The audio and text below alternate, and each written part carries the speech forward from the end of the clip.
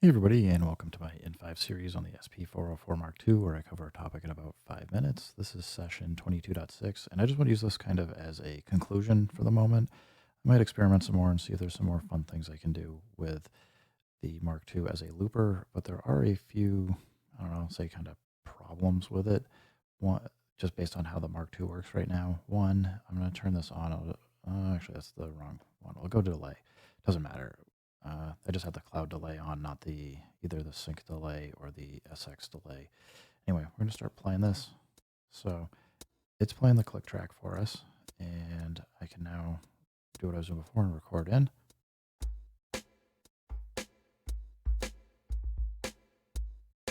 So I now have a loop. It's cool, but I can hit record, and that's going to start trying to record into the pattern, which we don't want. I could hit rehearsal. Cool, but that doesn't help because what I want to do is get the loop. So I can't actually use record to get at the loop. I can't hit resample right now.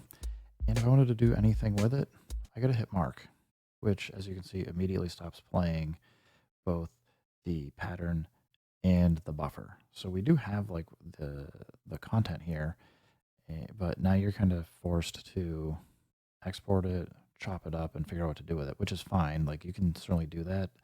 But I'm going to say this isn't like the best way to get at the content and try and do something with it because it just stops everything immediately. And so you can't do like the snap end or any of those other tricks. I'm hoping that's something that Roland will think about in the future, but I'm kind of not going to hold my breath. So I kind of think like as it is, if you want to use it as a looper, you kind of, this is a workaround. Let's be honest. It's a little hacky. Maybe we'll get a proper looper effect in MFX at some point that you could actually have like a command where you could dump it out to a pad when you want to. But I think, you know, if you're looking at it as a way to be a full-on looper, you're not going to get it. So you have to kind of do this wonky workaround and live with it this way.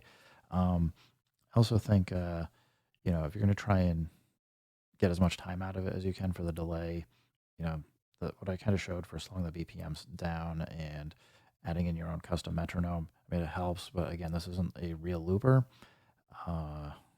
So we're going to need either some different features or functionality if we were able to do this, or just something that would give us a little bit more to do there. I do think it's a good way to do some performance effects, tricks, be able to play some stuff live real quick and throw it out there.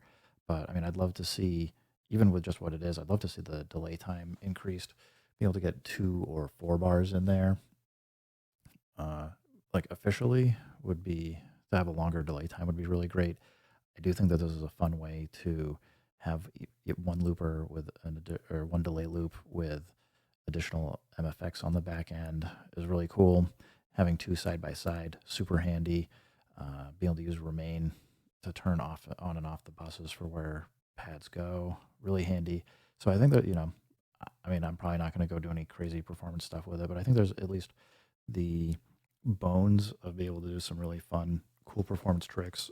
I'd love to see what other people decide to do or come up with. So anyway, I'm going to leave this as my conclusion. I think it's handy. I'm glad we can do it. I'd just love to see some additional features and functionality so we could do it in a better way. Anyway, thanks, Roland. I do like this. It's cool. To everybody else, keep dropping comments, keep making beats, and peace.